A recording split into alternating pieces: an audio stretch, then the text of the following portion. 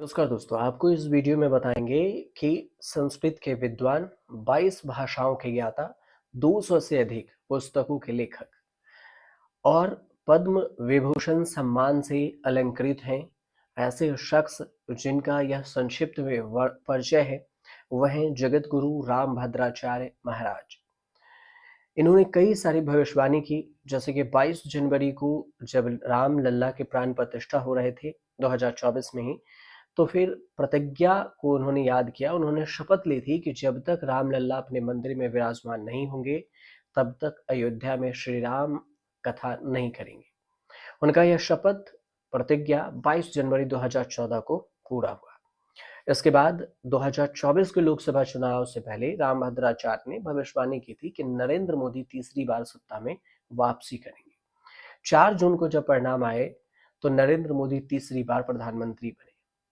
मथुरा कृष्ण जन्मभूमि को लेकर अब प्रतिज्ञा लिए हैं कि जब तक कृष्ण जन्मभूमि में कृष्ण विराजमान नहीं होते, तब तक दर्शन के लिए हम नहीं जाएंगे मथुरा। अब इसके अलावे हाल ही में एक आपने सोशल मीडिया पर देखा होगा कि अभिनव अरोड़ा है, वायरल लड़का है और बालक कथावाचक कहा जाता है। अभिनव अरोड़ा मंच पर थे, वीडियो बना रहे थे, रील बना रहे थे, तभी उन्हें भद्राचार्य ने डांट कर नीचे उतरने को कहा। बाद में पूछे जाने पर तो उन्होंने कहा कि बालक चंचल है, मंच पर उछल कूद कर रहा था, जिसने कथा में डिस्टर्ब हो रहा था, इस वजह से हमने उन्हें नीचे उतरने को कहा। आपको इस वीडियो में जगत गुरु रामभद्राचार्य महाराज के बारे में विस्तार से बताएंगे कि आखिर ये कौन है। कुछ कहानियां होंगी, कुछ अनसुनी बातें भी होंगी। धर्मगुरु जगत गुरु रामभद्राचार्य की अचानक से 19 नवंबर को तबीयत भी बिगड़ गई। सांस लेने में तकलीफ के चलते देहरादून के सिनर्जी अस्पताल में भर्ती कराया गया। अस्पताल का कहना है कि उन्हें निमोनिया के कारण सांस लेने में तकलीफ थी, लेकिन घबराने की कोई बात नहीं, अभी वो ठीक है। हालांकि ऐसा पहली बार नहीं है जब उनको सांस लेने में कठिनाई हुई हो। इससे पहले फरवरी में भी रामभद्राचार्य की तबीयत बिगड़ी थी और उस समय भी उनको देहरादून लाया गया था, जहां सिनर्जी अस्पताल में उनका इलाज हुआ। तब उन्होंने एक वीडियो के माध्यम से संदेश दिया था कि वह कुछ समय के लिए स्वास्थ्य लाभ ले रहे हैं और आराम कर रहे हैं। उन्होंने कहा था कि लोगों का विश्वास रखना जरूरी है, कुछ समय बाद ठीक हो जाने पर फिर से कथा करने आएंगे। बात ये हुई, हालांकि उपचार के बाद स्वस्थ होकर वापस लौटे और उस दौरान उत्तराखंड के मुख्यमंत्री पुष्कर सिंह धामी और उनके रामभद्राचार्य के जो शिष्य हैं, बागेश्वर धाम के पंडित धीरेन्द्र कृष्ण शास्त्री भी अस्पताल पहुंचकर उनका हालचाल जाना और स्वास्थ्य की कामना की। रामचरितमानस में गोस्वामी तुलसीदास जी ने संतों की महिमा का वर्णन किया है। संस्कृत के 2 लाइन से उन्होंने इसका वर्णन किया। उन्होंने संस्कृत में लिखा कि अब मोहि भा भरोस हनुमंता, बिन हरि कृपा मिलहि नहीं संता।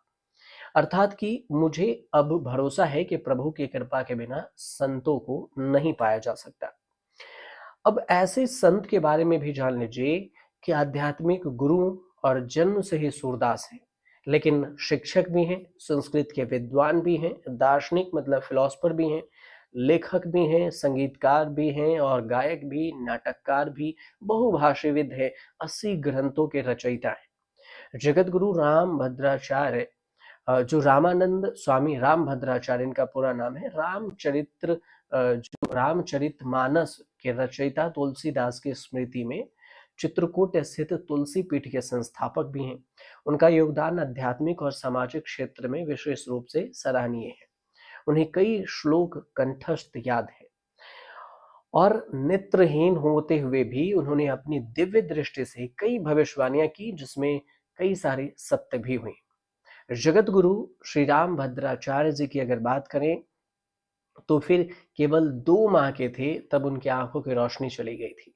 कहा जाता है कि उनकी आंख ट्रेकोमा से संक्रमित हो गया था और जगत गुरु पढ़ लिख नहीं सकते हैं और ना ही ब्रेल लिपि का प्रयोग करते हैं। केवल सुनकर ही वे सीखते हैं और बोलकर अपनी रचनाएं लिखवाते हैं अपने शिष्यों से। नेत्रहीन होने के बावजूद भी उन्हें 22 भाषाओं का ज्ञान है और 80 ग्रंथों की रचना की है। 2015 में जगत गुरु श्री राम भद्राचार्य जी को भारत सरकार द्वारा पद्म विभूषण राम अवार्ड से सम्मानित किया गया। जगत गुरु श्री राम भद्राचार्य जी रामानंद संप्रदाय के वर्तमान में 4 जगत गुरु रामानंदाचार्य में से एक हैं और इस पद पर जो है 1988 से प्रतिष्ठित हैं।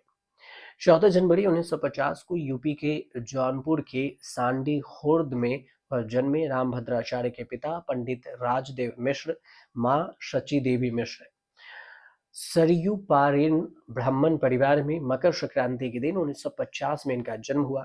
4 साल की उम्र से ही कविताएं करने लगे। 8 साल की छोटी उम्र से ही उन्होंने भागवत और राम कथा करनी शुरू कर दी थी। जगत गुरु राम भद्राचार्य को भारत सरकार ने उनकी रचनाओं के लिए पद्म विभूषण से भी सम्मानित किया है। कई सारे अवार्ड मिल चुके हैं, सम्मानित हो चुके हैं वो, जैसे 2015 में पद्म विभूषण, देवभूमि पुरस्कार 2011 में, साहित्य अकादमी पुरस्कार 2005 में और बद्रायन पुरस्कार 2004 में, राजशेखर सम्मान 2003 में उन्हें मिल चुका है। राम जन्मभूमि का एक प्रकरण याद कर विवाद में जब सुप्रीम कोर्ट के जजों ने गुरु रामभद्राचार्य से भगवान राम के जन्म स्थान के बारे में शास्त्रीय और वैदिक प्रमाण मांगे थे तो अथर्ववेद का हवाला दिया था और उन्होंने अथर्ववेद के 10वें कांड के 31वें अनुवाक के दूसरे मंत्र का हवाला देते हुए भगवान राम के जन्म का वैदिक प्रमाण दिया। इसके अलावा उन्होंने ऋग्वेद की जमीनीय संहिता का उदाहरण भी दिया, जिसमें सरयू नदी के विशेष स्थान से दिशा और दूरी सटीक ब्यौरा मिला और राम जन्मभूमि का स्थान बताया गया। कोर्ट में वेदों को मंगाया गया तो जांच की गई और इसमें बताया गया ब्यौरा सही पाया गया। एक बार राम कथा के दौरान खुद राम भद्राचार्य ने बताया कि इस पर पीठ में शामिल मुस्लिम जज ने कहा कि आप दैवीय शक्ति हैं। राम भद्राचार्य चित्रकूट में रहते हैं और उनका वास्तविक नाम गिरधर मिश्रा है। जगत गुरु राम भद्राचार्य ने तुलसी कृत हनुमान चालीसा की चौपाई में 4 अशुद्धियां भी बताई, 4 गलती। इसमें कहा कि उन्होंने ये भी कहा कि इसे सही कर देना चाहिए और इसके बाद उनके बयान को लेकर विवाद भी हो गया। रामभद्राचार्य का कहना था कि हनुमान भक्तों को चालीसा की चौपाइयों का शुद्ध उच्चारण करना चाहिए। उन्होंने कहा कि चालीसा की एक चौपाई है और इसमें लिखा है कि शंकर सुवन केसरी नंदन छपा हुआ है, जबकि इसमें सुवन की जगह पर स्वयं होना चाहिए। उन्होंने तर्क दिया कि हनुमान जी स्वयं भगवान शिव के अवतार हैं, वह शंकर जी के पुत्र नहीं है, इसलिए चौपाई में छपा सुवन अशुद्ध है। इसके अलावा एक चौपाई में सब राम तपस्वी राजा के बजाय सब पर राम राज फिर ताजा होनी चाहिए। एक चौपाई में छपा सदा रहो रघुपति के दासा के बजाय में सादर रहो रघुपति के दासा होना चाहिए। और चौथी जो गलतियां थी उन्होंने बताया कि जो 7 बार पाठ कर कोई के बजाय पर यह 7 बार पाठ कर जो ही होना चाहिए था। तो कुल मिलाकर इनकी चौपाई मतलब जो चौपाई में गलतियां निकाली उसकी भी चर्चा हो रही थी और इस समय भी रामभद्राचार्य की चर्चा हो रही है। फिलहाल आपको जानकारी अगर सही लगी हो तो चैनल को सब्सक्राइब कर लीजिएगा, शेयर कीजिएगा, कमेंट कर हमें जरूर बताइएगा।